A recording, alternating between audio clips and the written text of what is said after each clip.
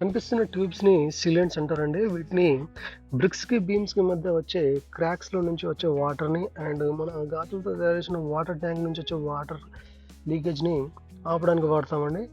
అయితే ఇక్కడ sir crack సీల్‌ని వాడడం జరిగిందంటే అవుట్‌డోర్‌లో.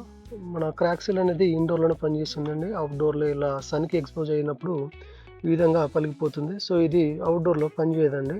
దానికి గాను పెట్టిన క్రాక్ సీల్‌ని మొత్తం ఇలా మిషన్‌తో రబ్ చేసేసి మళ్ళీ ఒక 4 గ్రూప్ లెక్క లోపల దింపేసిన తర్వాత ఈ విధంగా సీలెట్‌ని ప్రెస్ చేసుకుంటూ లోపలికి వేయడం జరిగిందండి. దీనివల్ల మన పెయింట్ ఇంటీరియర్ అనేది డ్యామేజ్ కాకుండా ఉంటుందండి. సో, ఈ విధంగా ఏమైనా క్రాక్స్ ఉన్నా గానీ వాటర్ ట్యాంక్స్ ఏమైనా క్రాక్స్ ఉన్నా గానీ ఈ విధంగా ఫిల్ చేసుకోవాలండి.